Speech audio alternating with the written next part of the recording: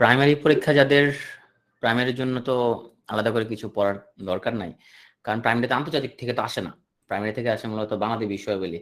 তো বাংলাদেশ বিষয়াবলী তোমাদের অলমোস্ট শেষ ক্লাস, হ্যাঁ, শুধু দেশটা স্বাধীন করা বাকি আছে।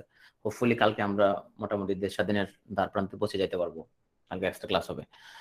সো তোমার জিকে তার পড়া লাগতেছে না, ইংরেজি আর বাংলা এগুলো দুধবাত মার্কা প্রশ্ন আসে প্রাইমারিতে। সো এগুলা পারবা ইজিলি, একদম দুধবাত মার্কা প্রশ্ন আসে প্রাইমারিতে। চোখ বন্ধ করি তো তোমার 70টা পারা যায়, বাকি 9টা বা 10টার জন্য একটু স্ট্রাগল করতে হয়। ম্যাথ তো খুব সহজ সহজ ম্যাথ আসে এখানের মধ্যে। নিশাদ রাতে কাল ক্লাসে, হ্যাঁ কালকে রাতে দেশ স্বাধীন করা হবে। তো চলো আজকে আমরা খুবই গুরুত্বপূর্ণ টপিক পড়বো, এটা হচ্ছে বাংলাদেশের সরকার ব্যবস্থা। প্রিলিতে এই সরকার ব্যবস্থা টপিকটা মূলত সংবিধানের সাথে রিলেটেড।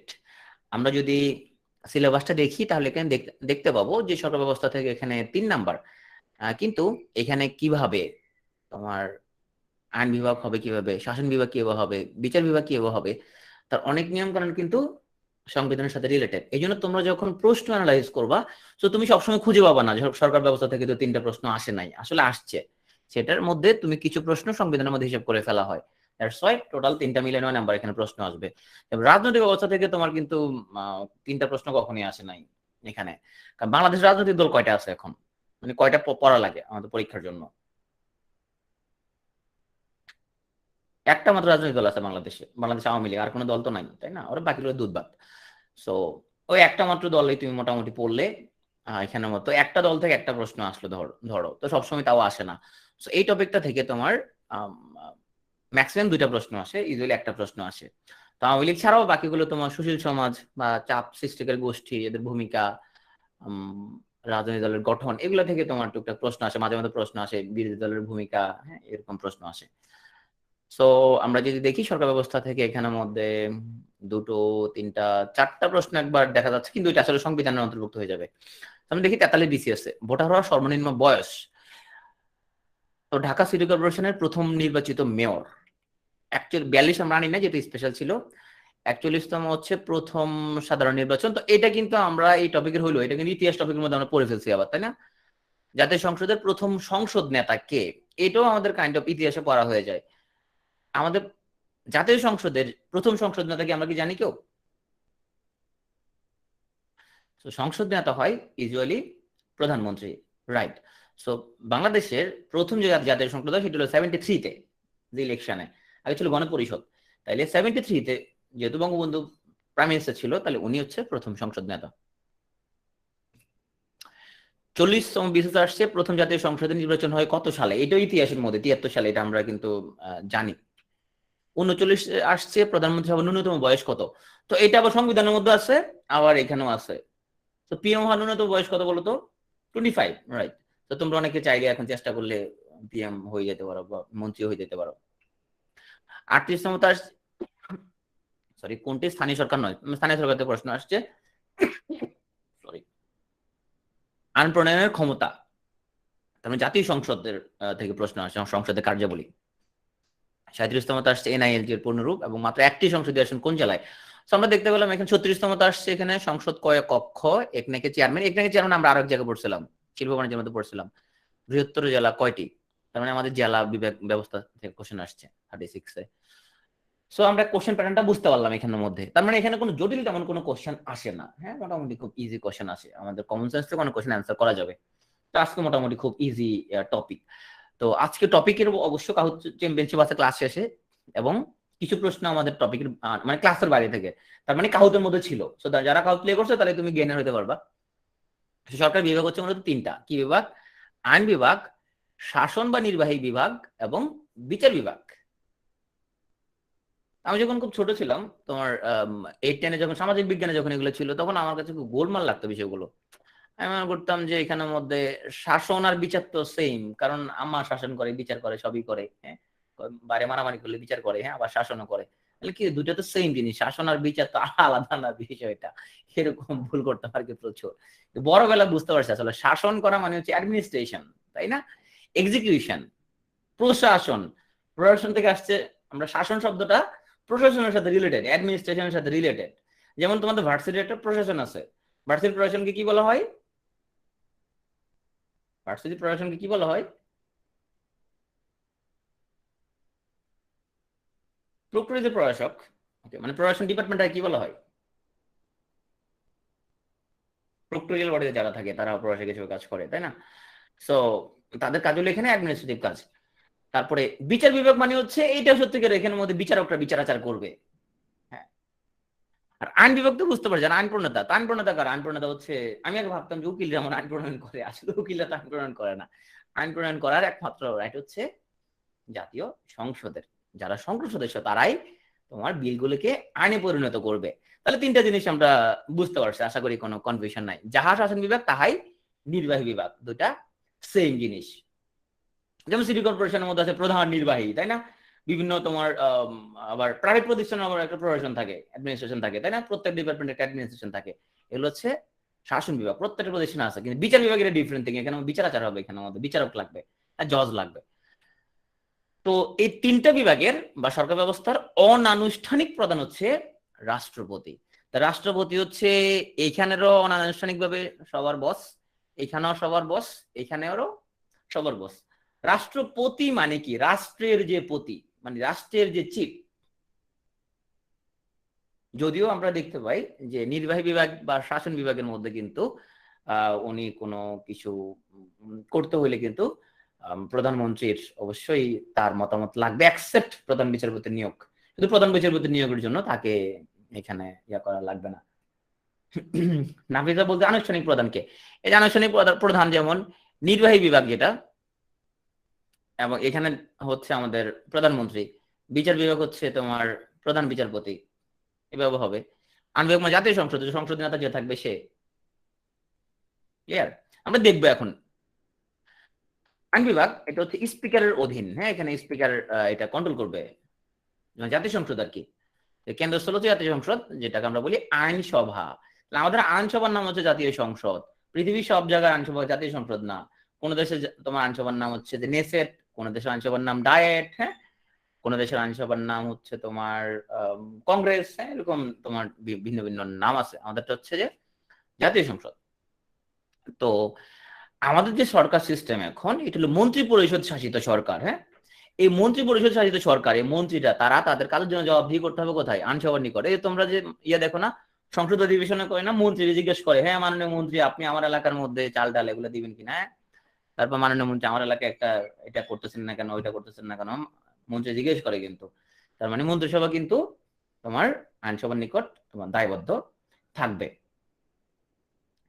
মেজর বলছে মন্ত্রী পরিষদ শাসিত সব রাষ্ট্র ব্যবস্থায় সাক্ষী কেবল মাত্র, হ্যাঁ কিন্তু সৌন্দর্য আর কি জিনিসটা ওনাকে রাখা হয়েছে। মানে ফ্যামিলিতে হাজবেন্ডের অবস্থান যেরকম আর কি, ধরো হাজবেন্ড আসলে এখানে খুব বেশি তোমার ইয়ে নিতে পারে না, তোমার মানে তার খুব একটা মানে নির্বাহী ভাবে সে নিতে পারে না, সব পরামর্শ করে নিতে হয়, তাই না? যদি মানে সুখী সংসার এখানে রাখতে হয় আর কি, নাহলে কিন্তু ঝামেলা আছে অনেক। আইনসভার তোমার সদস্য হইতে সর্বনিম্ন বয়স হয় তোমার 25 বছর। আমি ঝামেলা বের করার জন্য যেটা করি আর কি, ধরো আমি যেটা ধরো আমাকে যেটা বলে এটা করো, হ্যাঁ হ্যাঁ করো, এটা হ্যাঁ এটা করো, বাচ্চাদের তো অমুক স্কুলে দিব, তা আমি জানি সেই সিদ্ধান্ত নিয়ে বলছে কোন স্কুলে দিবে, তো আমাকে আর ইয়ে হবে না, আমি ইংলিশ মিডিয়াম দিব ওই বছর, হ্যাঁ দাও সমস্যা নাই, কয় ওখানে দিবে, হ্যাঁ দাও। কারণ আমি চিন্তা করি যে এখানে আসলে তর্ক করে খুব একটা সুবিধা করা যাবে না, তর্ক না করাই ভালো। যেটা হ্যাঁ হ্যাঁ কয় এখন এটা করবো বাচ্চাদের, হ্যাঁ করো সমস্যা নেই, আমি অটো হ্যাঁ করতে থাকি, তাহলে ঝামেলা থেকে ধরো বাঁচা যায়। তো কারণ এটা ছাড়াও ধরো হাজবেন্ডের অনেক গুরুত্বপূর্ণ কাজ থাকে সংসারের মধ্যে। আমি তোমাকে বলছিলাম যে তোমার কেন তোমার ইউএসএ তে বাইডেন ক্ষমতা আসছে, হ্যাঁ এইসব বিষয়ে ভাবতে হয়তো না, এগুলো কেমন হবে, ইসরায়েল কেন কেন ঝামেলা করতেছে, লেবাননে কেন দলীয় হইলো, শ্রীলঙ্কা কেন তোমার দেউলীয় হয়ে গেছে, এগুলো নিয়ে তো ভাবার কাজ তো হাজবেন্ডদের, তাই না? পারিবারিক কাজগুলো ওয়াইফরা করে সাধারণত, ছোট কাজ যেগুলো আর কি।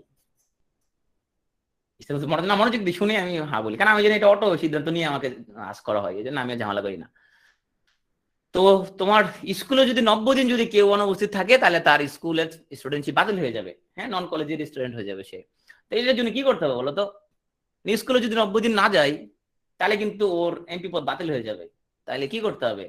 তাহলে 89 দিন না যায়া কি করতে হবে? 90তম দিনে যাইতে হবে।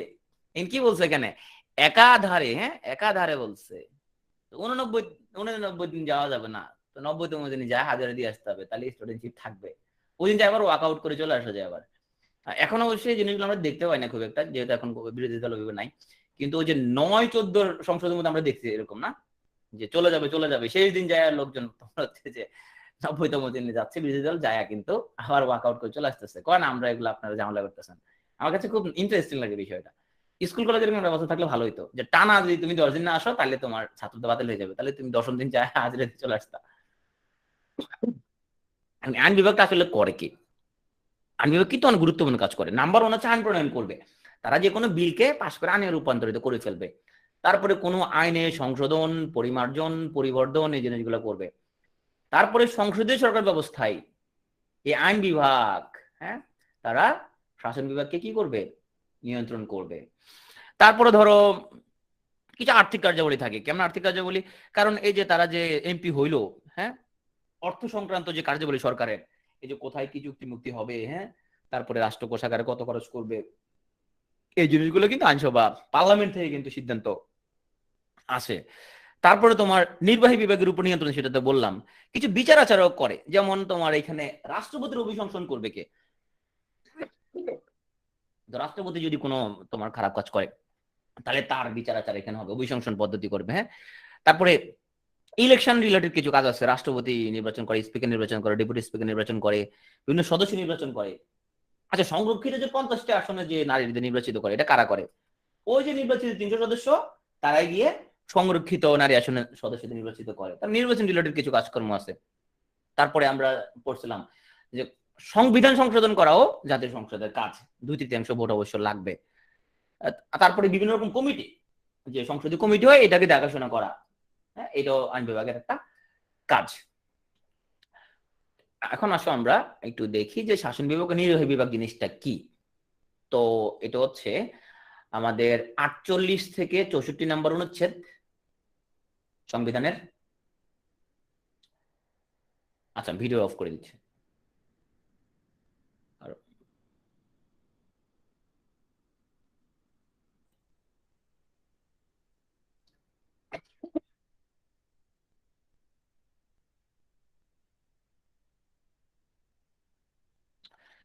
তো সংবিধানে 48 থেকে 64 পর্যন্ত নির্বাহী বিভাগ নিয়ে আলোচনা করা হয়েছে। তো নির্বাহী ব্যবস্থাটা গৃহীত হয় কার নামে? সবকিছু নির্বাহী আদেশ জারি হবে রাষ্ট্রপতির নামে। তুমি দেখবে গ্যাজেট সাইন করে রাষ্ট্রপতির নামে জারি হয়, তাই না? কোনো আদেশ যখন জারি হবে, তবে এটা ক্ষমতা প্রযুক্ত হয় কার কর্তৃত্বে? প্রধানমন্ত্রীর কর্তৃত্বে। প্রশ্নের মধ্যে নারীদের সিলেক্ট করা হয় কিভাবে? নারীদের সিলেক্ট করা হয় কোটা সিস্টেমে। ধরো তোমার 50টা তোমার নারী সিট আছে, তো সে তোমার আওয়ামী লীগ ধরো ওরা 2/3 সিট পাইছে। তো যদি আওয়ামী লীগ তোমার 2/3 সিট পায়, তাইলে সেই ক্ষেত্রে 50টা যে সংরক্ষিত, সেখানেও কিন্তু ওরা 2/3 পাবে। তাহলে সেখানে ধরো ওরা কয়টা পাবে? তো 50টা যদি হয়, তাহলে সেটাকে 2/3 করলে যতটা হয় ততটা আওয়ামী লীগ পাবে। ভাইগুলো ধরো যে ধরো ধরো তোমার জাতীয় পার্টি, ওরা 300-র মধ্যে 25% সিট পাইছে, ওই 50টার মধ্যে ওদেরকে 25% দেওয়া হবে। এখন ওদের যারা নির্বাচিত তারা ঠিক করবে এখানের মধ্যে কাদেরকে কাদেরকে তারা নির্বাচিত করবে। ঠিক আছে, ওকে। এখন আসলে শাসন বিভাগ বা নির্বাহী বিভাগের যে কাজ, তাহলে তারা যেটা করবে, তাদের কিছু আইন প্রণয়ন রিলেটেড কিছু কাজ আছে, আভ্যন্তরীণ প্রশাসন পরিচালনা রিলেটেড কিছু কাজ আছে, এবং দেশের পররাষ্ট্র নীতি বাস্তবায়ন রিলেটেড কিছু কাজ আছে এখানের মধ্যে। আরো অনেকগুলো কাজ, আমরা শুধু ইম্পর্টেন্ট কাজগুলো এখানে নিয়ে আসছি। তোমাদের বইয়ের মধ্যে আরো অনেকগুলো কাজ লেখা আছে, নেতৃত্ব সংক্রান্ত কিছু কার্যাবলী আছে, তাদের আর্থিক কার্যাবলী আছে, প্রত্যেক ডিপার্টমেন্টের কিছু এরকম গুরুত্বপূর্ণ কর্মকাণ্ড আছে। কারণ হচ্ছে বিচার বিভাগ, এটা হচ্ছে মূলত 94 থেকে 117 নম্বর অনুচ্ছেদ পর্যন্ত। সো বিচার বিভাগটা হচ্ছে মূলত প্রধান বিচারপতির অধীনে থাকে। তো আমাদের জাতীয় সংসদ তোমার তারা সংবিধান কি করতে পারে? কারেকশন করতে পারে। কিন্তু এই সংবিধানের রক্ষক বা অভিভাবক বা ব্যাখ্যাদাতা, এটা হচ্ছে বিচার বিভাগ বা সুপ্রিম কোর্ট। সো সংবিধানের কোন অনুচ্ছেদ নিয়ে যদি বিতর্ক ক্রিয়েট হয়, তাহলে সুপ্রিম কোর্ট এটা ব্যাখ্যা প্রদান করবে। বা সংবিধান যদি তোমার দেখা যাচ্ছে ভুলুণ্ঠিত হচ্ছে, তখন কিন্তু তোমার সুপ্রিম কোর্ট তোমার স্বপ্রণোদিত হয়ে কিন্তু এখানে হস্তক্ষেপ করতে পারবে। তো গণতন্ত্রের রক্ষা কবচ হচ্ছে বিচার বিভাগের স্বাধীনতা। কারণ বিচার বিভাগ যদি স্বাধীন না হয়, তোমরা কিছু বিষয় দেখছো কিন্তু পৃথিবীর অনেক তোমার উন্নত গণতান্ত্রিক দেশে যে প্রধানমন্ত্রীকে শাস্তি দিয়ে দিচ্ছে, তাই না? তোমরা দেখছো অনেক দেশের মধ্যে দেখা যায়, কিন্তু আমাদের দেশে তোমার ওটা দেখা যায় না, কারণ বাংলাদেশে তুমি প্রধানমন্ত্রীর বিরুদ্ধে মামলা করার সাহস তো কারণ নাই, তাই না? এটা আসলে পসিবল না। পৃথিবীর অনেক দেশে তোমরা দেখবা যে প্রধানমন্ত্রী শাস্তি যাচ্ছে, প্রধানমন্ত্রীর নামে মামলা করে দিচ্ছে, এরকম বিষয় আমরা কিন্তু দেখি উন্নত গণতন্ত্রের দেশগুলোতে, আমরা দেখি এই জিনিসগুলো। বিচার বিভাগ যদি স্বাধীন থাকে তাহলে কিন্তু তোমার মন্ত্রী পরিষদ বলি বা নির্বাহী বিভাগ বলি, তারা স্বেচ্ছাচারিতা করতে পারবে না। সেক্ষেত্রে একজন সংক্ষুব্ধ জনগণ সে চাইলে মন্ত্রীর বিরুদ্ধে মামলা করতে পারবে, সে চাইলে ইভেন প্রাইম মিনিস্টারের বিরুদ্ধে মামলা করে দিতে পারবে, বিচার বিভাগ কিন্তু রায় দিতে পারবে, মানে সে কমপ্লিটলি স্বাধীন, কিন্তু এখানের মধ্যে কিন্তু কেউ হস্তক্ষেপ করতে পারবে না। যদি আমাদের দেশে সেটা ডিফারেন্ট থিং, আমাদের এখানে এটা পসিবল না, কিন্তু এটা সাংবিধানিক ভাবে এটা পসিবল। তো বিচার বিভাগের কাজটা কি? ওদের কাজ হচ্ছে বিচার কাজ পরিচালনা করা, আইন ভঙ্গকারী শাস্তি বিধান করা, তার সংবিধানের ব্যাখ্যা প্রদান। তো তোমার যদি মনে হয় তুমি ব্যক্তি স্বাধীনতা লঙ্ঘন হইতেছে, তাহলে তুমি কি করবা? তুমি যে কোর্টে মামলা করতে পারবা। মানবাধিকার যদি ভুলণ্ঠিত হয় তখন সেক্ষেত্রে আমরা অনেক সময় দেখি যে তোমার হাইকোর্ট স্বপ্রণোদিত হয়ে তোমার বিভিন্ন প্রকার আদেশ জারি করে। তারপরে তোমার কারো যদি মনে হয় তার মৌলিক অধিকার লুণ্ঠিত হয়েছে, তখন সে রিট করতে পারে হাইকোর্টে। তো বিচার বিভাগের কাজ হচ্ছে মানবাধিকার সংরক্ষণ করা, ব্যক্তি স্বাধীনতা এবং সংবিধানের ব্যাখ্যা প্রদান। তো আমরা এখন আসবো, আমরা আইন বিভাগ নিয়ে একটু বিস্তারিত পড়ি। তো আইন বিভাগ নিয়ে পড়তে হলে আমাদেরকে ফিরে যাইতে হবে 37 সালে, যে 37 সালে আমাদের প্রথম ইলেকশন হয়েছিল। তখন আমাদের যে সংসদটা ছিল তার নাম ছিল বেঙ্গল লেজিসলেটিভ অ্যাসেম্বলি। কেউ কি বলতে পারবা এখানে সংসদের প্রধান কে ছিল? প্রথম যে তোমার 37 সালে ইলেকশনটা হইলো, সংসদ নেতা কে ছিল এখানে? কেউ কি বলতে পারবা? রাইট, শেরে বাংলা। সেখানে মোট সদস্য ছিল 250। তো 47 পর্যন্ত এটা বেঙ্গল লেজিসলেটিভ অ্যাসেম্বলি নামে ছিল। এরপরে এটার নাম হয় ইস্ট বেঙ্গল লেজিসলেটিভ অ্যাসেম্বলি। তো আমরা দেখব ইস্ট বেঙ্গল লেজিসলেটিভ অ্যাসেম্বলির অধিবেশন কোথায় বসতো। এটার অধিবেশন বসতো ঢাকার জগন্নাথ হলে। আর বর্তমানে জগন্নাথ হলের তৎকালীন নাম আসলে জগন্নাথ হল ছিল না, ওটার নাম ছিল তখন অ্যাসেম্বলি হাউস। তো আইন পরিষদের অধিবেশন স্থল নিয়ে আমরা একটু কথাবার্তা বলি। সো আমাদের প্রথম যে সংসদ, এটা আমাদের মূলত সো আমাদের এই সংসদটা কলকাতায় বসতো। আর আমাদের যখন দেশ ভাগ হয়ে গেল তখন বসলো কোথায়? জগন্নাথ হল, ঢাকা ইউনিভার্সিটি। আচ্ছা, এখানে একটা জিনিস বলি, 37 সালে সংসদ দিয়েছিল তখন কি বাংলাদেশের ভিতরে কি বসতো অ্যাসেম্বলি? ভিতরে অ্যাসেম্বলি ছিল, মানে এখন যে বাংলাদেশে মানে এখানে অ্যাসেম্বলি ছিল না। তখন পলিটিক্স কোন কেন্দ্রিক ছিল? কলকাতা কেন্দ্রিক ছিল, সবকিছু ছিল কলকাতায়, তাই না? ঢাকা কিন্তু তখন এই পলিটিক্যাল কেন্দ্রবিন্দু ছিল না কিন্তু। তো এটা তুমি জাস্ট গল্পটা মনে রাখলেই হয়। এখানে ঢাকা তখন এখানের মধ্যে কোনো পাত্তা ছিল না, মূলত ছিল সবকিছু কলকাতা কেন্দ্রিক। সো এখন আসো আমাদের, তাইলে আমাদের 47-এর আগে, তার মানে দেশ ভাগের আগ থেকে, মানে 37 থেকে দেশ ভাগ পর্যন্ত এখানে সংসদ বসতো কলকাতায়। এরপরে বসলো তোমার জগন্নাথ হল, ঢাকা ভার্সিটি। কোথায়? মানে যখন তোমার পূর্ব পাকিস্তান হলো। এরপরে দেশ স্বাধীন হলো 71 সালে। আচ্ছা, 71 সালে যখন দেশ স্বাধীন হয়ে গেল তখন কি আমাদের অ্যাসেম্বলির নাম কি ছিল? সংসদ হয়েছে নাম তখনও হয় নাই, তখন নাম ছিল গণপরিষদ, রাইট? 73 সালে যখন ইলেকশন হলো তখন তার নাম হয়ে গেল জাতীয় সংসদ। তাহলে গণপরিষদ যেটা তোমার মানে বঙ্গবন্ধু যখন দেশে ফিরে আসলো 72 সালে, তখন এটার নাম ছিল গণপরিষদ। তখন এখন যে বর্তমান প্রধানমন্ত্রীর কার্যালয়, এটার মধ্যে গণপরিষদ অধিবেশনগুলো বসতো। সো আমাদের 73 থেকে 82 পর্যন্ত সেম প্লেসে এখনকার বর্তমান প্রধানমন্ত্রীর কার্যালয় যেখানে, সেখানে তোমার অধিবেশনগুলো বসতো। আর তোমরা যে সংসদ ভবনটা দেখো, এখানে অধিবেশন বসে মূলত 1982 থেকে। তো এই যে আমরা দেখি জাতীয় সংসদ ভবন, এখানে অ্যাসেম্বলি বসে মূলত 1982 থেকে। কিন্তু তোমার ওই যে বঙ্গবন্ধু দেশে ফেরত আসলো, দেশে আসার পর থেকে একদম 82 পর্যন্ত বর্তমান প্রধানমন্ত্রীর কার্যালয় যেটা, সেখানে মূলত তোমার অধিবেশন গুলো বসতো। এখন প্রধানমন্ত্রীর কার্যালয় কোথায় বলতো? বর্তমান প্রধানমন্ত্রীর কার্যালয় কোথায়? তো যেখানে সামনে দিয়ে আসতে মোটামুটি ব্যাপক জ্যাম লাগে, তাই না? তো প্রধানমন্ত্রীর কার্যালয়ের সামনে দিয়ে আসতে কিন্তু তোমরা একটা ব্যাপক জ্যাম ফেস করো, তাই না? তো আসো,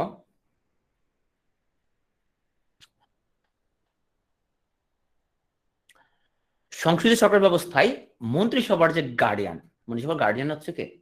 জাতীয় সংসদ। মন্ত্রিসভা যে কোনো কিছুর জন্য সংসদের কাছে কিন্তু দায়বদ্ধ থাকবে। যেমন অর্থ মন্ত্রণালয়, অর্থমন্ত্রী সে কিন্তু সংসদের কাছে জবাবদিহি করতে হবে যে সে কি করতে না করতেছে। বাণিজ্য মন্ত্রীকে দেখো প্রশ্ন করতেছে, বাণিজ্য মন্ত্রী আপনি জিনিসের দাম বেড়ে যাচ্ছে কিনা, ব্যবস্থা নেন না কেন?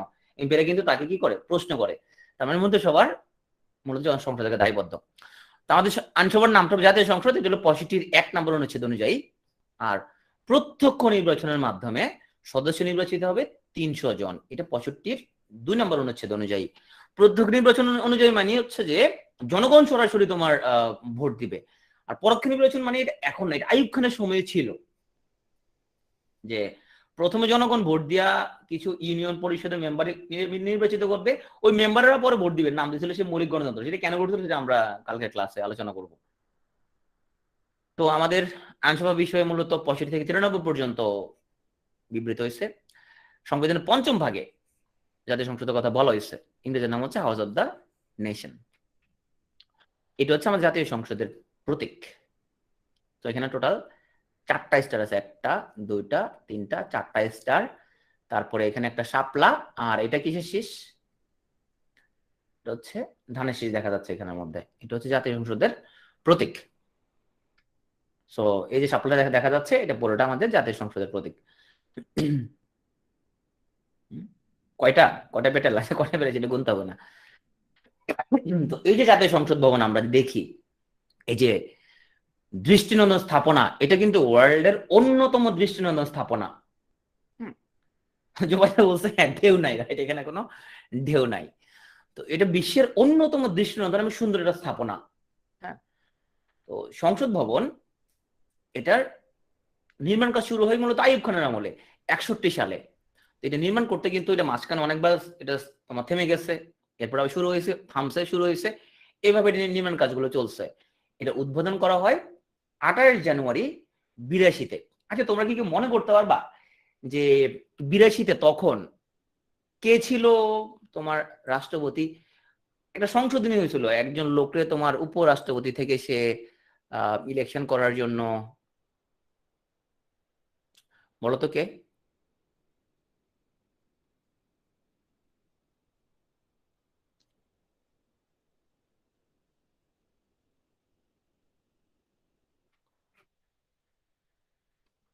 শাহাবুদ্দিন। হেই, দীপু বল শাহাবুদ্দিন বলে। শাহাবুদ্দিন কখন আসছে? 91 সালে আছে শাহাবুদ্দিন। শাহাবুদ্দিনের কাহিনী বলছিলাম না কোনটা?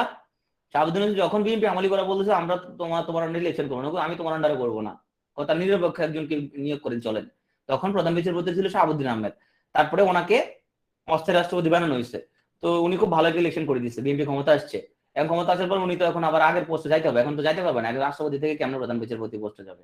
যাইতে পারবে না, তখন আবার সংবিধান সংশোধন করছে। হ্যাঁ, সাত্তার ছিল, রাইট, সাত্তার ছিল উপরাষ্ট্রপতি জিয়াউর রহমানের আমলে। জিয়াউর রহমান মারা গেল, তখন সাত্তারে উনি আবার এখন রাষ্ট্রপতি পদে ইলেকশন করবে। এখন উপরাষ্ট্রপতি পদে থাকে কেউ রাষ্ট্রপতি পদে ইলেকশন করতে পারবে না। তো তখন সংবিধান সংশোধন করা হয়, আবার সাত্তার ছিল। সো এখন আসো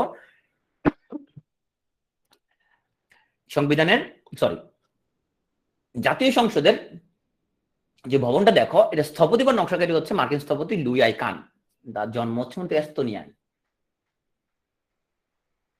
ওনার সাথে যিনি সহকারী স্থপতি ছিলেন তার নাম হচ্ছে মাজারুল ইসলাম। ওনাকে নিয়ে এনামুল করিম নির্ঝরের, উনি ইঞ্জিনিয়ার, স্থপতি অবশ্য, সরি ইঞ্জিনিয়ার স্থপতি। তো উনি একটা প্রামাণ্যচিত্র বানান, সেই প্রামাণ্যচিত্রের নাম হচ্ছে তিনি। উনি অনেক বিখ্যাত ব্যক্তি এবং ওয়ার্ল্ডের খুব রিনাউন্ড তোমার আর্কিটেক্টদের একজন। সো আমাদের সংসদ ভবনটা অবস্থিত শেরেবাংলা নগরে। সম্ভবত ঢোকা যায় কিনা ভিতরে? হ্যাঁ, অবশ্যই ভিতরে ঢোকা যায়। তুমি ভিতরে প্রপার অনুমতি নিয়ে সম্ভবত টিকিট কাটতে হয়, আমি জানি না কখন, অবশ্য মানে টিকিট কাটতে হয়। অধিবেশন দেখা যায় খুব সম্ভবত গ্যালারি থেকে বসে, পাবলিকের জন্য মনে হয় একটা গ্যালারি থাকে, আমি অবশ্যই জানি না কখনো। তো লুই আই কানের মৃত্যুর পর অবশিষ্ট কাজ যিনি সম্পন্ন করেন যে স্থপতি, তার নাম হচ্ছে হেনরি উইলকট। লুই আই কান শেষ করে যেতে পারে নাই। তো ওনার পরে প্রধান স্থপতির কাজটা নেন হেনরি উইলকট। আর ভিত্তিপ্রস্তর স্থাপন করে আইয়ুব খান। 100 ছিল তো আইয়ুব খান ছিল তোমার। আর উদ্বোধন করেন আব্দুল সাত্তার, যেহেতু 82 তে সে ছিল প্রেসিডেন্ট। উচ্চতা হচ্ছে 9 তলা বিল্ডিং এর সমান, 46.5 মিটার, বা তুমি যদি ফুট হিসাব করো 155 ফিট 8 ইঞ্চি। আয়তনে হিউজ, 215 একর। প্রথম প্রস্তাবনা ছিল 208 একর। আর এটা প্লাজা হচ্ছে তোমার মেন প্লাজা, দক্ষিণ plaza, presidential plaza. VIP gallery আছে 2টা। এই তুমি ভিআইপি গ্যালারি টিকিট কাটে এখানের মধ্যে সংসদ অধিবেশন লাইভ দেখতে পারবা। তো মোট আসন হচ্ছে এখানে 350টা, 300 জন হচ্ছে সরাসরি ভোটে, আর সংরক্ষিত হচ্ছে 50টা। সবচেয়ে বেশি আসন তো অবশ্যই জেলা হিসেবে ঢাকা, বিভাগ হিসেবে ঢাকা অবশ্যই। ঢাকা বিভাগে 70টা, জেলায় হচ্ছে 20টা।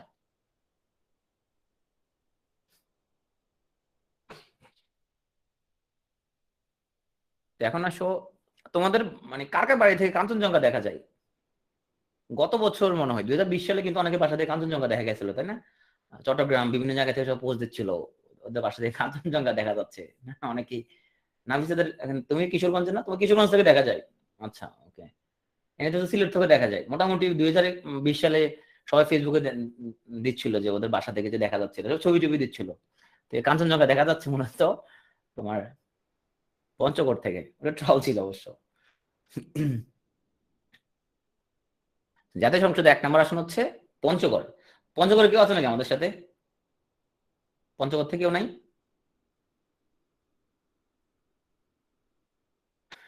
আর 300 নম্বর আসন হচ্ছে আইরিন ঠাকুরগাঁও, কাছাকাছি খুবই। আইরিন, তুমি রুটি খাও সবসময়? তোমাদের এখানে তো প্রচুর গম উৎপন্ন হয়।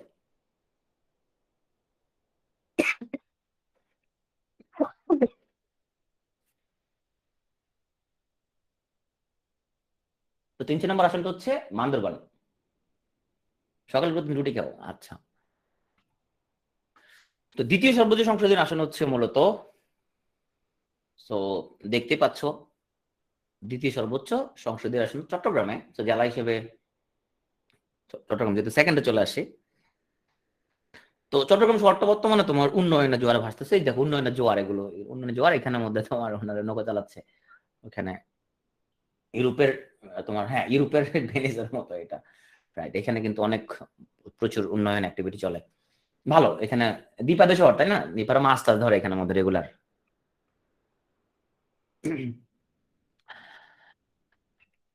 আর একটি করে সংসদীয় আসন হচ্ছে 3টা জেলায়, খাগড়াছড়ি, রাঙামাটি, বান্দরবান। সিরিয়াল হচ্ছে 298, 99 এবং 300।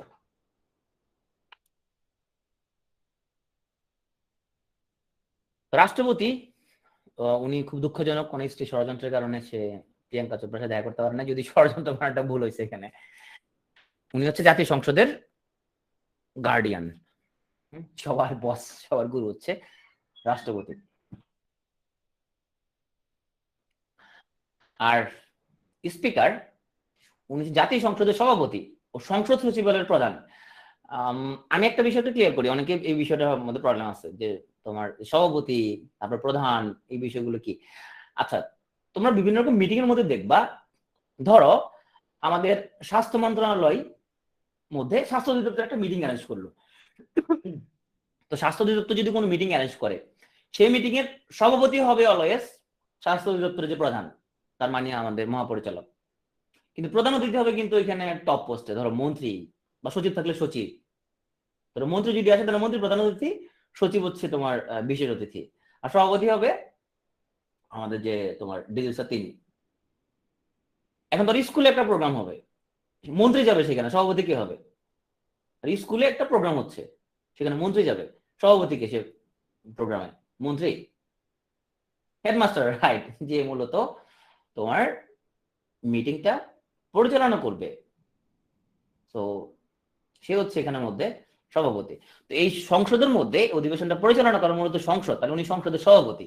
এই সভাপতি আর সংসদ নেতা দুটোর মধ্যে পার্থক্য আছে। দেখবো বিতর্ক প্রতিযোগিতা হলে সেখানে দুটা দল থাকে, দুজন দলনেতা থাকে, তাই না? পক্ষ দল বিপক্ষ দল, দুই দলে দুটো দলনেতা থাকে, আর একজন সভাপতি থাকে যে মূলত বিতর্কটা পরিচালনা করে। আমাদের তোমার স্পিকার হচ্ছে উনি সংসদটা পরিচালনা করেন হচ্ছে সভাপতি, আর সংসদ সচিবালয়ের প্রধান। আর সংসদ নেতা হচ্ছে তোমার প্রধানমন্ত্রী। দেখা যাচ্ছে এখানে নোয়াখালীর একজন বেলালের গান শুনে আমাদের প্রধানমন্ত্রী কাঁদবেন। আসলে নোয়াখালীর ছেলেরা তোমার ওরা এত ভালো, তোমার গান শুনলেই প্রধানমন্ত্রী পর্যন্ত কান্না করে দেয়, মানে আবেগ, অনেক প্রচুর আবেগ থাকে।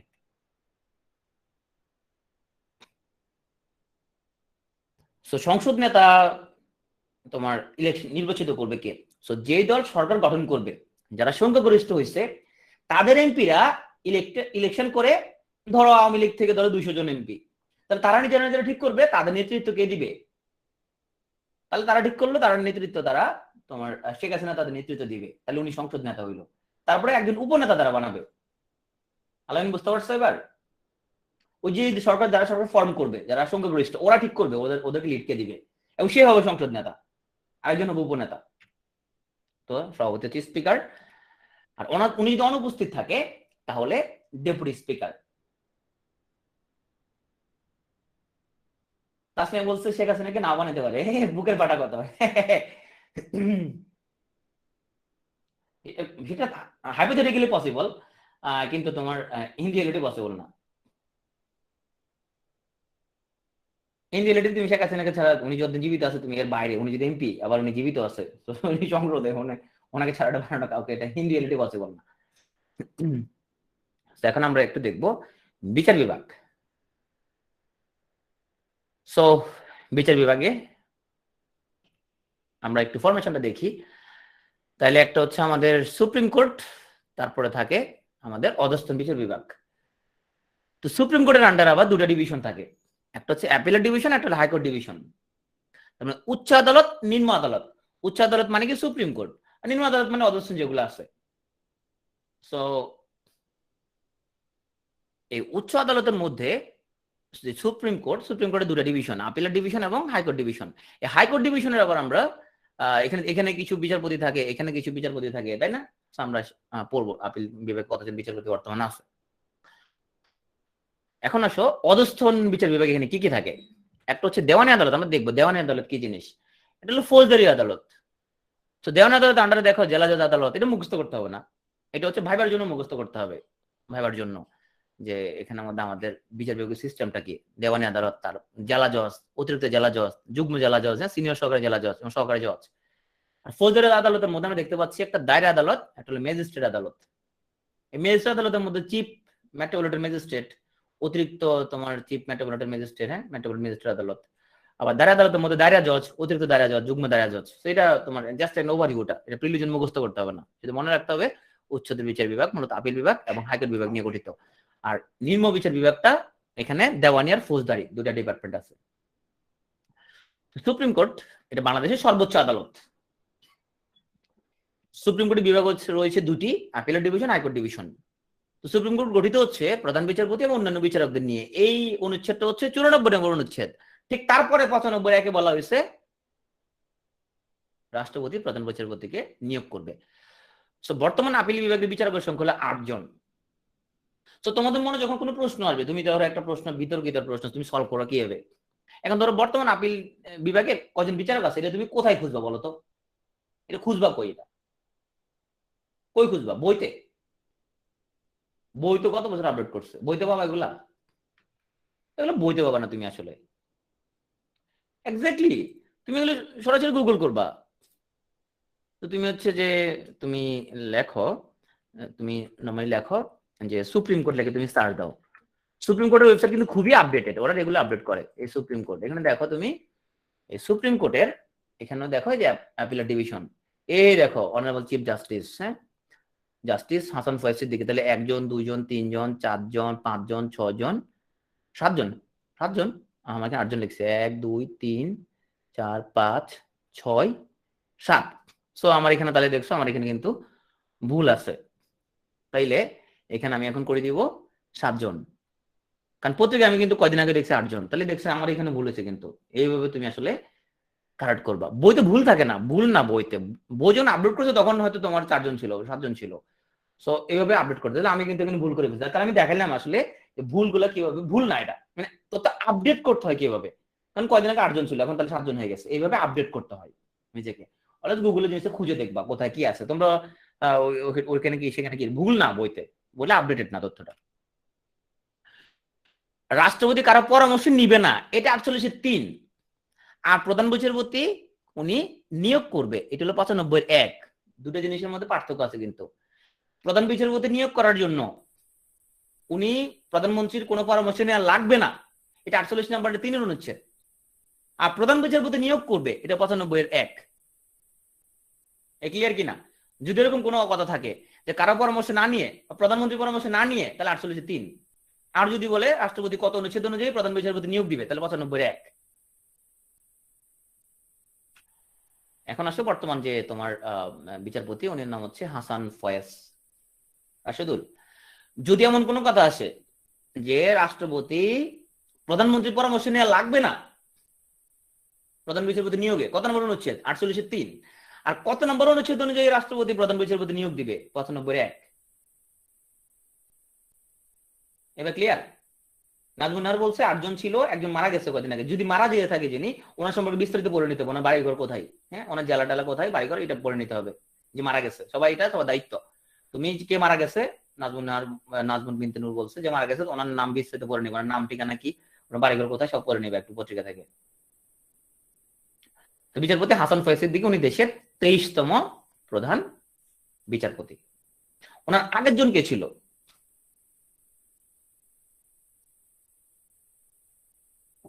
ওনার আগে ছিল না এসকেজি না, এসকেজি না, কত আগে চলে গেছে, কয় কি মাহমুদ হোসেন। সো সুপ্রিম কোর্টের বিচারপতি হওয়ার জন্য কি যোগ্যতা থাকতে হবে? এটা আমরা আগে বলছিলাম, সংবিধানের মধ্যে বলছিলাম। 1 নম্বরে বাংলাদেশের নাগরিক হইতেই হবে, 10 বছর এখানে উকিল হিসেবে কাজ করার যোগ্যতা থাকতে হবে, আর যে কোনো বিচার বিভাগীয় পদে মিনিমাম 10 বছর আসীন থাকতে হবে, নাহলে বিচারপতি হইতে পারবে না। এখন আসে প্রধান বিচারপতিকে শপথ পড়ান কে? এটা রাষ্ট্রপতি। তাহলে আমাকে বলো অন্য বিচারপতিদের শপথ কে পড়াবে? প্রধান বিচারপতিকে রাষ্ট্রপতি পড়াবে, তার অন্য বিচারপতিকে কে পড়াবে? এটা তো রাষ্ট্রপতি হবে না? অন্য বিচারপতিদের কে পড়াবে? অন্য বিচারপতিদেরকে পড়াবে প্রধান বিচারপতি, রাইট। অন্য বিচারপতিদেরকে পড়াবে প্রধান বিচারপতি। দেখো যে একজন বিচারপতি শপথ নিচ্ছে, প্রধান বিচারপতি ওনাকে শপথ পড়াচ্ছে। এই দেখো রাষ্ট্রপতি হচ্ছে ওনাকে শপথ পড়াচ্ছে। ওকে, সাজ্জাদ বলছে মাথায় এটা কি পড়া থাকে? আমি এটা জানি না আসলে, আমার মনে প্রশ্ন আসছে মাথায় এটা কি পড়া থাকে। আমাদের এখানে ল এর কেউ আছো নাকি তোমরা? কেউ ল থেকে পড়া কেউ আছো? আমি জানি না আসলে এটা মাথায় কি পড়া থাকে, আমি দেখতে হবে এটা, যে এটা কেন এটা পড়ে। আমার মাথায় প্রশ্ন আসছে এরকম, সম্ভবত তোমার হ্যাঁ উলের কিছু একটা মনে হয়, এটা মাদার ফিগার প্রেজেন্ট করে। হ্যাঁ, এমিল দাস সুন্দর বলছে, রাইট। এটা যার মাথায় থাকবে সে মাদার ফিগার প্রেজেন্ট করে। আচ্ছা, এটা আমাকে জানতে হবে ইতিহাসটা, আমি জানি না এটা আসলে এটা কোত্থেকে আসছে বা এটা কেন আসছে, কেন পড়ে, আমি জানি না এক্স্যাক্টলি। আপিল বিভাগের প্রথম নারী বিচারপতি নাজমুন আরা সুলতানা। ওনার কিছুদিন আগে একটা সাক্ষাৎকারে একটা কথা বলছিল যে উনি যদি ব্যর্থ হতো তাহলে 400 নারী বিচারক কিন্তু প্রডিউস হতো না। উনি কিন্তু প্রথম নারী বিচারপতি যিনি অনেক নারীকে তোমার বিচারক হওয়ার জন্য একটা ইন্সপিরেশন। উনি আপিল বিভাগের প্রথম নারী বিচারপতি নাজমুন আরা সুলতানা। সো এখন বিচারপতিরা যদি তোমার কোন রকমের বরখেলাপ করে, তাইলে ওনাদের কি কিছু করা যাবে না? করা যাবে। সো সংবিধানের 116 নম্বর অনুচ্ছেদ অনুযায়ী ব্যবস্থা নিতে পারবে। কিন্তু কে নিবে ব্যবস্থা? রাষ্ট্রপতি সেই ব্যবস্থাটা নিবে। এখন আসলে আমরা একটু নিম্ন আদালতে চলে যাই। নিম্ন আদালত হচ্ছে দেওয়ানি, ফৌজদারি, পারিবারিক, পরিবেশ এবং শ্রম আদালত। এখন দেওয়ানি আদালত মানে হচ্ছে সাধারণত জমি জমা সংক্রান্ত মামলাকে আমরা বুঝি, মানে জমি জমা সংক্রান্ত মামলা যে আদালত নিষ্পত্তি করে সেটা হচ্ছে দেওয়ানি। এটা ছাড়া বিভিন্ন পদবি, ক্ষতিপূরণ, ঋণ চুক্তি, অধিকার, এগুলো সব বলে দেওয়ানি মামলার অন্তর্ভুক্ত। দেওয়ানি মামলাকে তোমার এটা রায়কে পাবলিক দলিল বলা হয়। সো দিস ইজ বেসিক্যালি দেওয়ানি। হ্যাঁ, এটা গোয়ালন্দ রাজবাড়িতে ওনার সম্পত্তি ভাগাভাগি জের ধরে বাবাকে 22 ঘন্টা ওটা রেখে উনি মারা গেছে একদিন বিকালে। সো ওরা দাফন করে সিদ্ধান্ত আসতে পারতেছে না, পরে চেয়ারম্যানের হস্তক্ষেপে ওনাকে দাফন করা হয়েছে। এই যে তোমার জায়গা জমি নিয়ে যে আসলে এটা খুব দুঃখজনক বিভিন্ন নির্মম পরিস্থিতি উদ্ভব হয়, তোমার এটা খুবই সম্পদ নিয়ে পৃথিবীর আদি থেকেই সবসময় মানুষের মধ্যে তোমার গ্যাঞ্জাম থাকে। সেই এগুলো সম্পদ এগুলো নিয়ে হচ্ছে মূলত দেওয়ানি। জায়গা জমি রিলেটেড যা কিছু আছে। আর সো এটা হচ্ছে বাংলাদেশের একটা তোমার বিখ্যাত জেলা। ওখানে ওরা সবসময় তোমার মারামারি করে এরকম। মারামারি মানে ফৌজদারি, সোজা কথা। হ্যাঁ, সকল মারামারি ফৌজদারি, মারামারি ছাড়া যা কিছু সেগুলো দেওয়ানি। এবার ক্লিয়ার কিনা? হ্যাঁ, মারামারি করলে এগুলো ফৌজদারি। তো ফজলে বলছে যে বিবাড়িয়া বাংলাদেশের সাংস্কৃতিক রাজধানী কিন্তু ব্রাহ্মণবাড়িয়া। এখানে আসলে জিনিসটা যে কালচারাল রাজধানী, তো এখানে আসলে তোমার এটা সুর প্রডিউস হয় মারার মাধ্যমে। এখানে নাকি মানুষজন তোমার প্রথম মারামারি করে এক দফা, এরপর আবার ওরা রেস্ট নেয়, তারপর আবার মারামারি। ব্রাহ্মণবাড়িয়া আছে নাকি তোমরা এখানে? আচ্ছা, একদিন তুমি আমাদের সাথে অভিজ্ঞতা শেয়ার করো। হ্যাঁ, ইমরান এখানের মধ্যে আছে, ইমরান আমাদের সাথে শেয়ার করবে ঘটনাটা এখানের মধ্যে আসলে কি। এখানের মধ্যে পত্রিকা আর্টিকেল আছে অবশ্যই যে 2 দলের গ্রামবাসী কেন সবসময় লড়াই লাগে এখানে। এগুলো ফৌজদারি তোমার অপরাধ। তো ফৌজদারি বলতে সাধারণত তোমার মারামারি, চুরি, ডাকাতি, এগুলো হচ্ছে ফৌজদারি।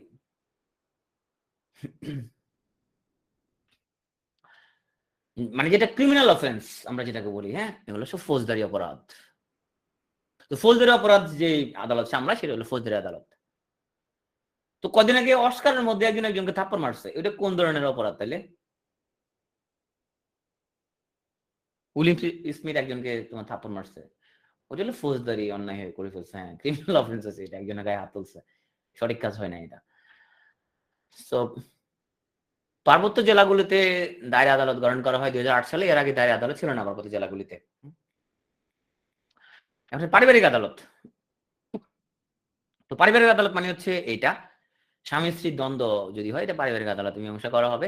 তো এখানে তোমার বিবাহ বিচ্ছেদ, দাম্পত্য অধিকার পুনরুদ্ধার। হ্যাঁ, একজন ধরো তোমার বউ ফালায় চলে গেল, সে স্বীকার করতেছে না, কারণ আদালতে শরণাপন্ন হলে আদালত ধরো আবার ওদেরকে দিতে পারে, মিলাই দিতে পারে। দেনমোহর সংক্রান্ত ব্যাপার স্যাপার, ভরণ পোষণ জন্য। তারপর সন্তানের অভিভাবকত্ব, অনেক সময় ধরো যখন সেপারেশন হয়ে যায় তখন সন্তান অভিভাবকত্ব কার কাছে থাকবে, এই জিনিসগুলো মীমাংসাগুলো মূলত পারিবারিক আদালত এই 5টা বিষয় মূলত মীমাংসা করে। তো এই পারিবারিক আদালতটা তোমার মুসলিম পারিবারিক আইন 1961 অনুসারে এই প্রবলেমগুলোর সলভ করা হয়। ওকে, জাহিদ বলছে দেন মোহর কমাই দেন। তুমি বিয়ের আগে তুমি চিন্তা ভাবনা করতে হবে তুমি কত দেন মোহর দিয়ে বিয়ে করবা। হ্যাঁ, বিয়ের আগে তোমাকে চিন্তা ভাবনা করতে হবে। এখন আসলে পরিবেশ আদালত। চট্টগ্রামে তাহলে বিয়ে করার তোমাকে চিন্তা ভাবনা করে লাভ হবে না। চট্টগ্রামে তুমি 20 লাখের কমাতে বিয়ে করতে পারবে না। এই পরিবেশ আদালত এটা মূলত পাশ হয় 2000 সালে। তবে পরিবেশ ঢাকায় প্রথম পরিবেশ আপিল আদালত প্রতিষ্ঠিত হয় 5 সালে। বর্তমানে 3টা পরিবেশ আদালত আছে, ঢাকা, চট্টগ্রাম, সিলেট।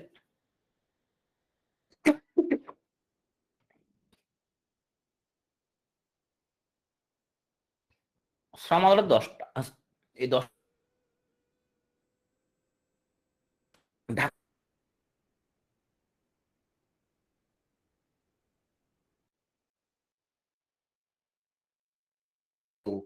এই ধরনের ইস্যুগুলো সলভ করে শ্রম আদালত 10টা। ঢাকায় 3টা, চট্টগ্রাম 2টা। আর খুলনা, বরিশাল, রাজশাহী, সিলেট, রংপুর একটা করে, ময়মনসিংহ কোনো কিছু নাই। হ্যাঁ, আর এতে সদস্য হলো 3 জন, একজন চেয়ারম্যান, 2 জন সদস্য। জুডিশিয়াল সার্ভিস কমিশন, এই যে পাবলিক সার্ভিস কমিশনের আন্ডারে কি হয়, বিসিএস কারা নিয়োগ হয়, তাহলে জুডিশিয়াল সার্ভিস কমিশনের আন্ডারে ওই জুডিশিয়াল যে পরীক্ষা হয় না, ওই যে বিচারকের পরীক্ষাগুলো, এই জুডিশিয়াল সার্ভিস কমিশনটাই পরীক্ষাগুলো নেয়। যেরকম তোমার পিএসসি সিভিল সার্ভিসের এক্সাম গুলো নিচ্ছে বিসিএস ক্যাডার, ওইখানের মধ্যে বিচারকের পরীক্ষাগুলো জুডিশিয়াল সার্ভিস কমিশন নেয়। 7 সালে প্রতিষ্ঠা হয়েছে। এর আগে কিন্তু তোমার জুডিশিয়ারি আলাদা ছিল না। এর আগে কার আন্ডারে ছিল? এর আগে বিচার বিভাগটা নির্বাহী বিভাগের আন্ডারে ছিল। আইন সচিব হচ্ছে যেটা চিফ থাকবে, প্রধান তোমার নির্বাহী থাকবে। এরপরে প্রধান বিচারপতির আন্ডারে চলে গেল 7 সালে। তো 2007 সালে প্রতিষ্ঠিত হলো। সদর দপ্তর ঢাকায় হওয়া ছাড়া কোনো গতি নাই। এবং এটা চেয়ারম্যান হবে আপিল বিভাগের একজন বিচারপতি। এটার পরিচালনা কমিটি চেয়ারম্যান প্লাস 10 জন সদস্য। বর্তমান চেয়ারম্যান হচ্ছে বিচারপতি হাসান ফয়েজ সিদ্দিক। আচ্ছা, বিচার প্রশাসন প্রশিক্ষণ ইনস্টিটিউট। সো তোমার বিসিএস এ ক্যাডার সার্ভিসের জন্য যেরকম তোমার ট্রেনিং হয়, বিভিন্ন ট্রেনিং একাডেমি আছে, বিচারকদের ট্রেনিং এর জন্য বিচার প্রশাসন প্রশিক্ষণ ইনস্টিটিউট আছে। এটার উদ্দেশ্য হচ্ছে বিচারকদের প্রশিক্ষণ। 96 সালে প্রতিষ্ঠিত হয় judicial administration training institute. Bar council. তো বার কাউন্সিলের কাজটা আচ্ছা, বিএমডিসি একটা জিনিস আমরা শুনি তাই না, BMDC Bangladesh medical dental council, যারা ডাক্তারদের লাইসেন্স দেয়, নার্সিং কাউন্সিল নার্সদের লাইসেন্স দেয়, ফিজিওথেরাপি কাউন্সিল ফিজিওথেরাপিস্টদের এখানে লাইসেন্স দেয়, হ্যাঁ। ইঞ্জিনিয়ারদের একটা কাউন্সিল আছে নাকি, আমি জানি না নিশ্চিত, ইঞ্জিনিয়ারদের কাউন্সিল থাকতে পারে, আছে এরকম না? সো ওকে, বার কাউন্সিল তাহলে এখানে তোমার আইনজীবীদের লাইসেন্স দেয়। তাইলে এই বার কাউন্সিলের এটা তোমার কাউন্সিলের সদস্য সংখ্যা হলো 15 জন, আর এটা সভাপতি হচ্ছে পদাধিকার বলে প্রধান আইন কর্মকর্তা, মানে অ্যাটর্নি জেনারেল। এখন আমাকে একটু বলো তো, অ্যাটর্নি জেনারেল কত বছর থাকতে পারবে দায়িত্বে? 5 বছর নাকি তোমার 7 বছর? আলামিন বলছে 5 বছর, আতিক বলছে 5 বছর, 5 বছর অ্যাটর্নি জেনারেল, তারপর আর 5 বছর। যারা 5 বছর বলছো কান ধরে উঠবস করো, এর মধ্যে রাষ্ট্রপতির ইচ্ছাধীন, রাষ্ট্রপতি যতদিন চাইবে অতদিন পর্যন্ত থাকতে পারবে। রাষ্ট্রপতি যতদিন বলবো অতদিন থাকতে পারবে, এটা পড়াইছি এর আগের ক্লাসে। আইনজীবী হওয়ার জন্য তোমার সর্বনিম্ন বয়স হলো 21 বছর, এর আগে কেউ আইনজীবীর তোমার লাইসেন্স নিতে পারবে না। এটা একটা সংবিধিবদ্ধ স্বায়ত্তশাসিত সংস্থা। এখন আমরা একটি শাসন বিভাগটা নিয়ে একটু ডিটেলসে তোমার আলোচনা করি। সো শাসন বিভাগ হচ্ছে মূলত তোমার যারা আইন বিভাগ কর্তৃক প্রণীত আইন প্রয়োগ করে প্রশাসন বা শাসন কার্য পরিচালনা করে তাকে বলে শাসন বিভাগ, যারা একটা নাম হলো নির্বাহী বিভাগ। তাইলে ওরা কি করবে, ওরা হচ্ছে রাষ্ট্র পরিচালনায় সরাসরি অংশ নিয়ে থাকে নির্বাহী বিভাগ। হ্যাঁ, তো নির্বাহী বিভাগের সর্বোচ্চ কর্তৃপক্ষ হচ্ছে মূলত মন্ত্রী পরিষদ, যেখানে একজন মন্ত্রী লিড দেয়। আর সর্বোচ্চ যদি বলা হয় যে প্রশাসনিক কর্তৃপক্ষকে, ধরো আমি যদি বলি যে স্বাস্থ্য মন্ত্রণালয়, তো স্বাস্থ্য মন্ত্রণালয়ের বসকে স্বাস্থ্যমন্ত্রী, রাইট?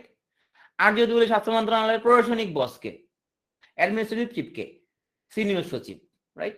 না ডিজি হেলথ না, ডিজি হেলথ না, এটা তো অধিদপ্তর। স্বাস্থ্য মন্ত্রণালয়ের সিনিয়র সচিব যে, ডিজি কিন্তু তোমার সচিব না। তো বাংলাদেশে তোমার ডক্টর কিন্তু সর্বোচ্চ অধিদপ্তরের চিফ হইতে পারবে, ইঞ্জিনিয়ার তার অধিদপ্তরের চিফ হইতে পারবে, কৃষিবিদ তার অধিদপ্তরের চিফ হইতে পারবে, বাট ও কিন্তু সচিব হইতে পারবে না, সচিব হওয়া হলো অ্যাডমিন ক্যাডার থেকে। তবে হ্যাঁ, 10 বছর পরে আবার ক্যাডার তোমার সুইচ করা যায়। তো কেউ যদি স্বাস্থ্য ক্যাডার থেকে অ্যাডমিনে যেতে চাই, 10 বছর পরে ক্যাডার সুইচ করা যায়। ধরো হচ্ছে শিক্ষা ক্যাডারে ঢুকছে, 10 বছর পরে সে ক্যাডার সুইচ করে আবার পড়াশোনা যেতে পারবে। লেটারাল এন্ট্রি বলে এটাকে। 25% লেটারাল এন্ট্রি হয় সবসময়, ওটা পরীক্ষা দিতে হয় আবার। তো নির্বাহী বিভাগে সর্বোচ্চ প্রশাসনিক কর্তৃপক্ষ হচ্ছে আমলাবর্গ, মানে প্রত্যেকটা তোমার তোমার ডিপার্টমেন্টের যে সিনিয়র সচিব থাকে উনি হচ্ছে কি প্রধান, তারপরে ওনার আন্ডার সচিব থাকে, সচিবের তারপরে থাকে তোমার এডিশনাল সেক্রেটারি থাকে, হ্যাঁ, জয়েন্ট সেক্রেটারি থাকে, এইভাবে তোমার একটা পদক্রম থাকে। তো নির্বাহী বিভাগের সদস্যরা তারা মূলত সংসদের কাছে কি থাকবে, দায়বদ্ধ থাকবে তাদের কর্মকাণ্ডের জন্য। ওয়ারেন্ট অফ প্রেসিডেন্স এটা অবশ্যই মুখস্থ করতে হবে না, এটা জাস্ট মনে রাখে এটা আমাদের গণপ্রজাতন্ত্রী বাংলাদেশ সরকারের পদমর্যাদা ক্রম, এটা গুরুত্বের ভিত্তিতে ক্রম। সো এটা মূলত মন্ত্রী পরিষদ বিভাগ কর্তৃক প্রণীত রাষ্ট্রের উচ্চপদস্থ ব্যক্তিবর্গের তালিকা। 1974 সালে প্রথম জারি হয়, তো মোট 25টা ক্রমে এটা জারি আছে। তো আমরা জিনিসটা একটু কি বুঝি, ধরো তুমি কোনো চিঠি পাঠাবা, তো চিঠি পাঠালে তুমি কিন্তু ক্রম মেনটেন করতে হবে, নিচে তুমি লিখবা যে জ্যেষ্ঠতার ক্রম। আবার ধরো তুমি কোনো প্রোগ্রাম ম্যানেজ করতেছো, সেই প্রোগ্রামে সে তোমার একজন তোমার ধর একজন নির্বাচন কমিশনার আছে আর একজন উপমন্ত্রী আছে। এখন তুমি প্রধান অতিথি কাকে বানাবা, একজন নির্বাচন কমিশনার একজন উপমন্ত্রী, তাহলে যে উপরে থাকবে তাকে তুমি প্রধান অতিথি বানাইতে হবে। বুঝতে পারছো জিনিসটা, ক্রম আছে। তুমি যখন ব্যানার লিখবে ব্যানার কিন্তু পদক্রম মেনটেন করতে হবে। যেমন চেয়ার দিবা, তো সামনের সারিতে সবসময় ধরো তোমার সবার আগে বসবে রাষ্ট্রপতি, তারপরে প্রধানমন্ত্রী। এখন ধরো একটা প্রোগ্রামে তোমার সে প্রধান বিচারপতি আছে, সাবেক রাষ্ট্রপতি আছে, কয়েকজন মন্ত্রী আছে, তাহলে প্রধান বিচারপতি সাবেক রাষ্ট্রপতি ওনারা বসবে সামনের সারিতে, সামনের চেয়ারে, তাদের পিছনে বসবে মন্ত্রী, তার পিছনে বসবে মন্ত্রী নয় কিন্তু মন্ত্রী পদমর্যাদার যে ব্যক্তিবর্গ আছে তার পিছনে বসবে হাই কমিশনাররা, তার পিছনে বসবে প্রধান নির্বাচন কমিশনার। এইভাবে তুমি চেয়ারগুলা সাজাইতে হবে। তো এখানে একটা জিনিস খেয়াল করো, তোমার একটা জিনিস দেখাই, তাহলে দেখো এ হচ্ছে তোমার এমপি সংসদ সদস্য কত নাম্বার আছে? 13 নাম্বারে আছে। তাহলে দেখো এখানে কোথাও সচিব কোথাও আছে কিনা, সচিব কোথাও আছে কিনা এখানের মধ্যে? সচিব আর পরে, তাহলে 15 সিরিয়ালের পরে সচিব। তাহলে কে কাকে তোমার স্যার ডাকবে? সচিব তাহলে এমপি কি ডাকতে হবে? স্যার ডাকতে হবে। আগে অবশ্যই এটা সিস্টেম আগে ছিল না, আগে আগে ছিল তোমার সেম মানে সিমিলার ক্যাটাগরিতে ছিল। তার ফলে সচিব এমপিদের ভাই ডাকতো। এখন ভাই ডাকতে পারবে না কিন্তু, এখন সচিব কিন্তু এমপি কি ডাকতে হবে? স্যার ডাকতে হবে। শুধুমাত্র একজন, যে তোমার ক্যাবিনেট সেক্রেটারি, যে মানে মন্ত্রী পরিষদ সচিব, যে ওই ক্যাবিনেট সেক্রেটারিকে আবার শুধুমাত্র এমপিরা স্যার বলবে। আর কিন্তু তোমার অন্য কাউকে কিন্তু, অন্য কোন সচিবকে কিন্তু একজন এমপি স্যার বলবে না। তো সচিব এমপিতে স্যার বলবে। আগে ওরা ভাই ডাকতো একজন একজনকে, এখন আর ভাই ডাকা যাবে না, কারণ ওয়ারেন্ট অফ প্রেসিডেন্সি অনুযায়ী এখন সংসদ সদস্যদেরকে উপরে নিয়ে যাওয়া হয়েছে। এটা বুঝতে পারছো কিনা জিনিসটা? তো এই স্যার ঠিক মতো ডাকতে না পারলে কিন্তু অবস্থা খারাপ হয়ে যাবে। হ্যাঁ, সবসময় স্যার ডাকাটা কাকে কে স্যার ডাকবে এটা বি কেয়ারফুল অলওয়েজ, কোনটা কে কাকে স্যার ডাকবে এগুলো। আচ্ছা, এটা অবশ্য প্রিলিতে আসার কোনো সম্ভাবনা নাই, বাট এটা কিন্তু তোমার জেনে রাখো ফরজ। এটা ভাইবারতে তোমাকে একদম ধরো তোমাকে টিএম করতে হবে, একদম ভাইবারতে তোমাকে টিএম একদম, তুমি একদম পদক্রম তোমার জিজ্ঞেস করবে যে এখানের মধ্যে কার পরে কে, কার পরে কে, কার পরে কে। হ্যাঁ, এখন আসো আমাদের প্রশাসন ব্যবস্থার শীর্ষ ব্যক্তি, অবশ্য কাগজে কলমে হচ্ছে তোমার রাষ্ট্রপতি। আমরা বলছিলাম ক্লাসের শুরুতে যে সবগুলো ডিপার্টমেন্টের অনানুষ্ঠানিক প্রধান কিন্তু তোমার রাষ্ট্রপতি। তো প্রধানমন্ত্রী কি রাষ্ট্রপতিকে তোমার স্যার বলবে? হ্যাঁ, এটা তো বলা উচিত, কিন্তু ওনারা সম্ভবত সেইটা একটা তুমি গুরুত্বপূর্ণ প্রশ্ন করছো, এটা আমি জানি না অবশ্য ওনারা একজন একজন কি ডাকে, বাট স্যার ডাকা উচিত তোমার মহোদয়, রাষ্ট্রপতি মহোদয় তো বলতে হবে। হ্যাঁ, স্যার না, বাংলাতে মহোদয় বলতে হবে। ওনারা কি ডাকে আমি ওনাদের কথা বলুন কখনো শুনি নাই। এটা আসলে একটা খুব ভালো একটা প্রশ্ন করছো। বেআই নাকি? আচ্ছা, আমি জানি না এটা। মহামান্য না, ওটা তো হচ্ছে যে ওনার নামের আগে লাগাইতে মহামান্য রাষ্ট্রপতি আর মাননীয় প্রধানমন্ত্রী, এটা তো নামের আগে লাগাইতে হবে, কিন্তু আমি বলতেছি এখানে কে কে স্যার ডাকবে। তো তোমার এটা খুব একটা গুরুত্বপূর্ণ ব্যাপার। তো তোমাদের বলছিলাম স্যারদের চেয়ারে সবসময় কি থাকে? টাওয়াল থাকে। বলছিলাম টাওয়ালের গল্পটা, স্যারদের চেয়ারে কেন টাওয়াল থাকে? আশা করি তোমরা যখন তুমি কোনো অফিসে যখন তুমি জয়েন করবে, তুমি তোমার চেয়ারে অবশ্যই তুমি একটা তুমি টাওয়াল রাখবা না, যদি তুমি গল্পটা মনে রাখতে পারো। তো প্রজাতন্ত্রের শীর্ষ প্রশাসন ব্যবস্থা শীর্ষ ব্যক্তি রাষ্ট্রপতি, অবশ্য কাগজে কলমে। আর সকল কর্মপ্রবাহ সম্পন্ন রাষ্ট্রপতির নামে বলছিলাম। আর সরকার সংসদীয় ব্যবস্থায় রাষ্ট্রপতি হচ্ছে নিয়মতান্ত্রিক শাসক প্রধান, মানে নিয়ম আছে আসলে। এই পর্যন্ত সরাসরি রাষ্ট্রপতি নির্বাচন হয় দুইবার, 78 সাল এবং 86 সালে। সরাসরি মানে জনগণ ভোট দিয়ে রাষ্ট্রপতি নির্বাচন করছে। রাষ্ট্রপতি যে সকল প্রতিষ্ঠানের পদাধিকার বলে প্রধান, আমরা দেখি উনি সশস্ত্র বাহিনীর সর্বাধিনায়ক। তাহলে যদি বলা হয় এখন বাংলাদেশ আর্মির সর্বাধিনায়ককে, যদি বলা হয় বাংলাদেশ নেভির সর্বাধিনায়ককে, যদি বলা হয় বাংলাদেশ বিমান বাহিনীর সর্বাধিনায়ককে, প্রেসিডেন্ট, রাইট, উনি হচ্ছে সর্বাধিনায়ক। তার আমাদের মুক্তিযুদ্ধের সর্বাধিনায়ককে, ওসমানী নাকি বঙ্গবন্ধু?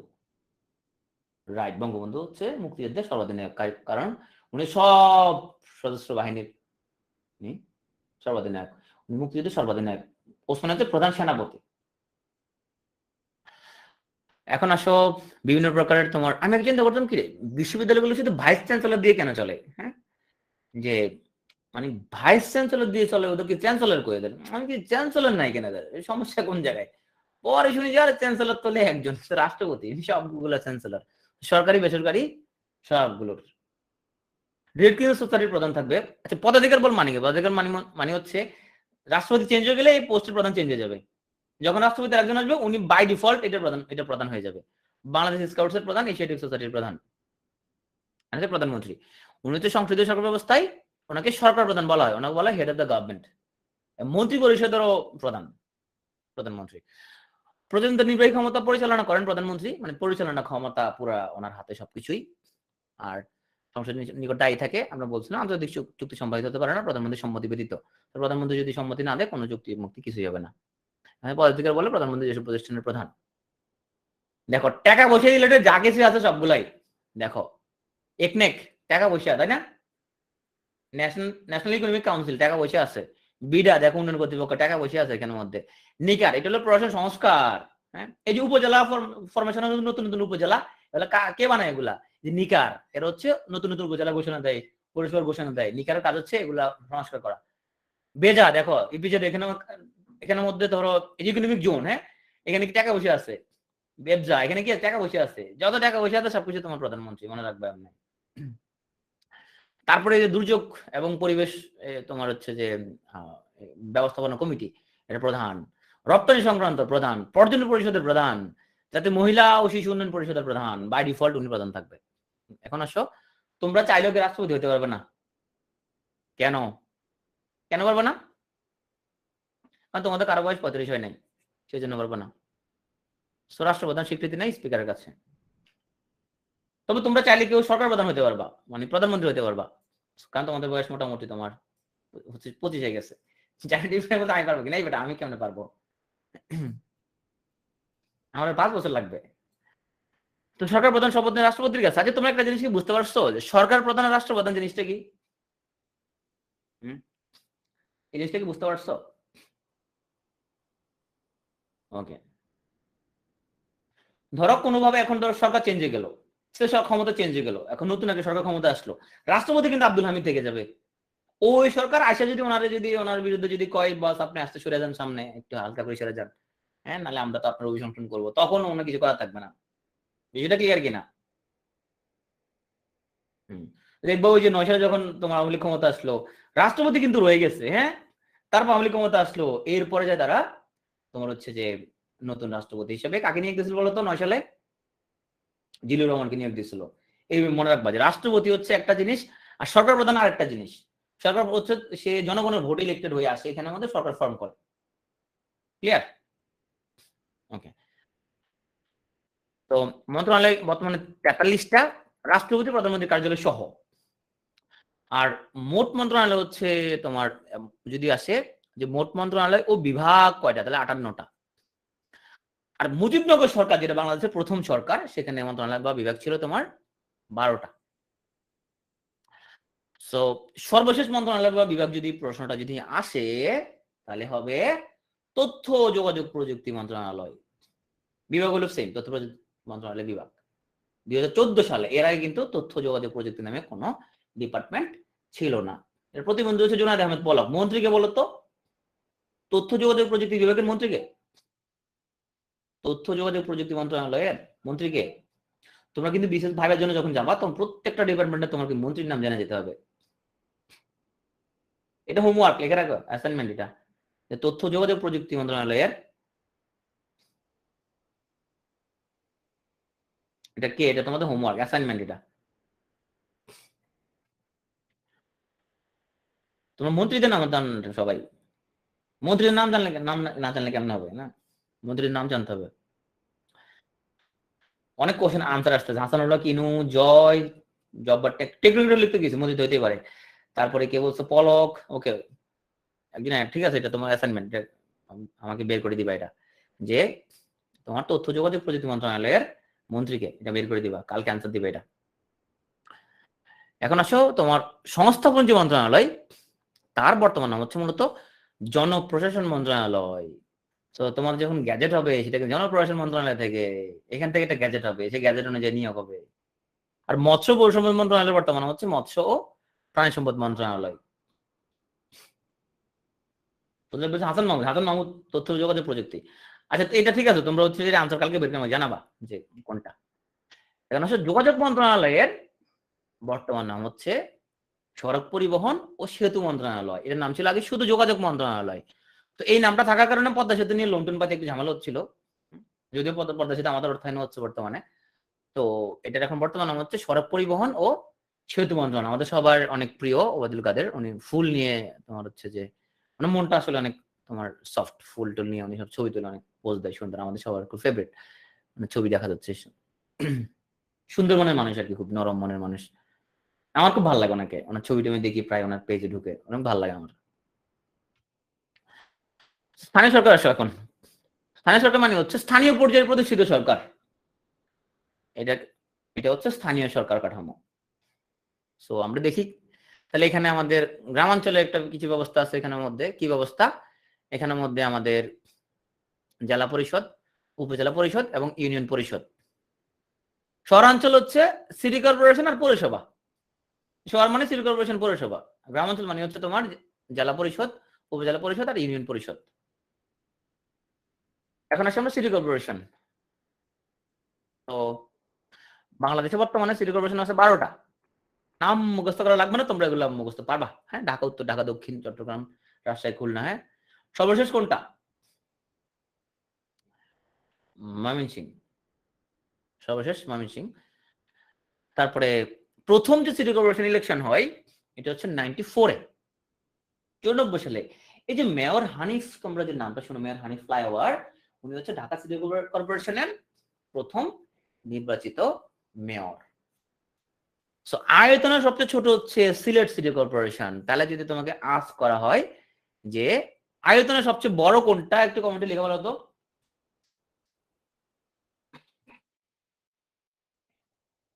আয়তনে সবচেয়ে বড় কোনটা? ময়মনসিংহ, চট্টগ্রাম, ঢাকা?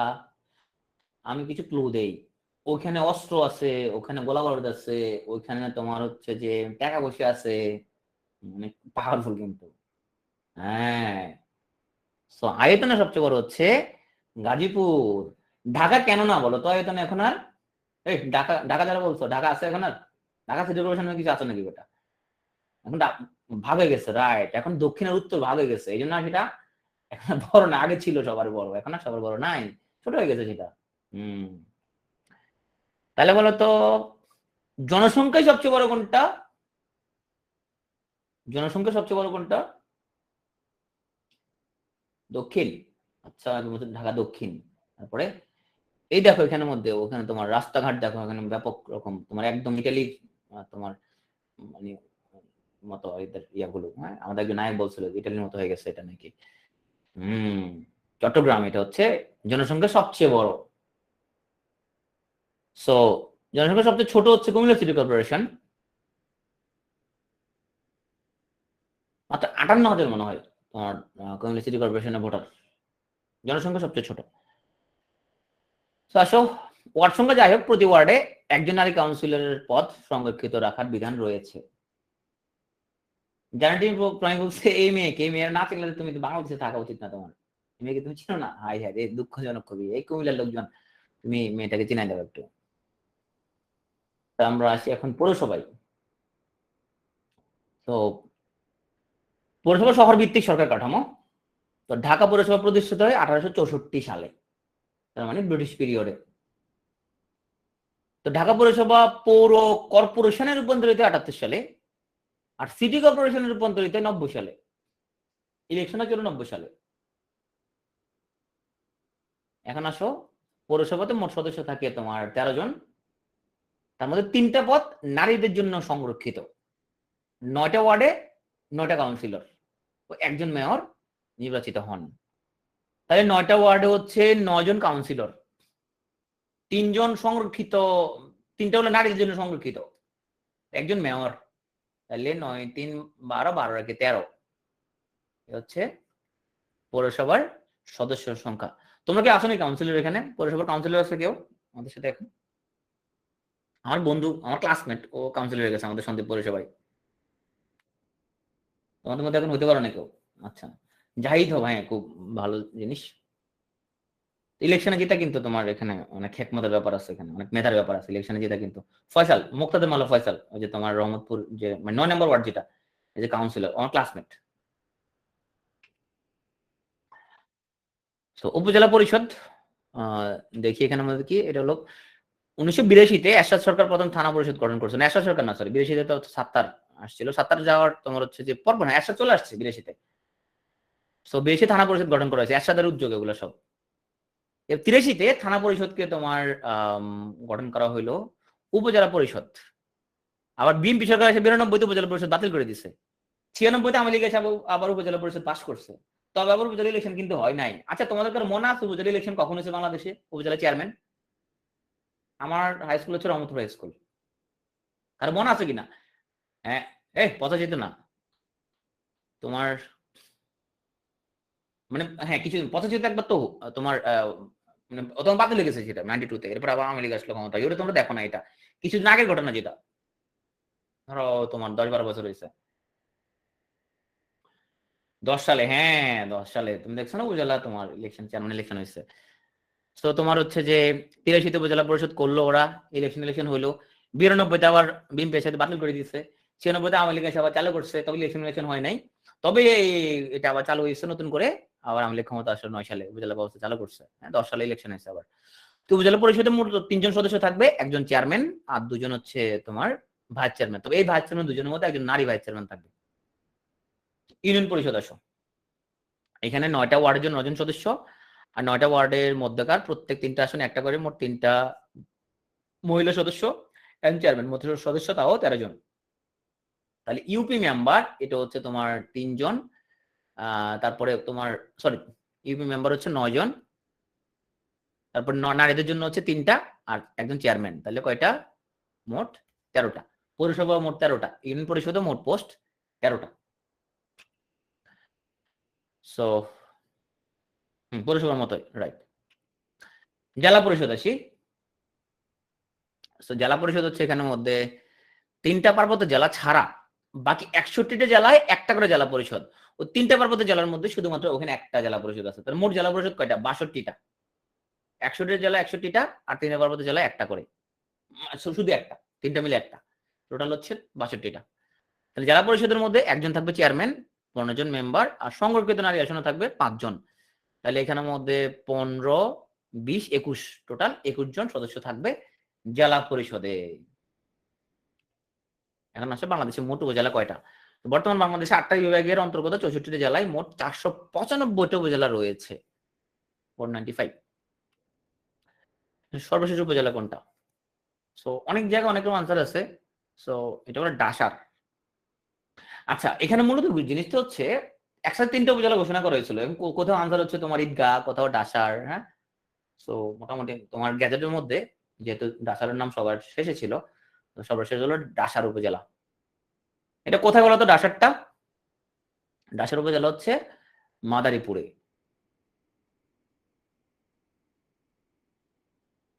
পার্বত্য জেলা পরিষদ একটা, সাবজেক্ট 3টা মিলাই একটা। আমরা পড়ছিলাম না পার্বত্য জেলা পরিষদের চেয়ারম্যান? এই পড়ছিলাম না উপজাতি চ্যাপ্টারের মধ্যে? কে বলতো চেয়ারম্যান কে? জেলা পরিষদের চেয়ারম্যান কে? পার্বত্য জেলা পরিষদের চেয়ারম্যান কে? সন্তুল আরমা, রাইট। হচ্ছে যে পার্বত্য জেলা পরিষদের চেয়ারম্যান, ওখানে শুধু একটা, 3টা মিলে একটা।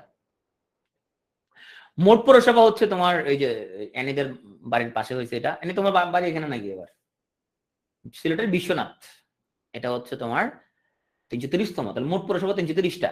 এটা কে বানায়? এগুলো নিকার বানায়, যে নিকার, এটা হলো প্রশাসনিক পুনর্বিন্যাস সংক্রান্ত জাতীয় বাস্তবায়ন কমিটি।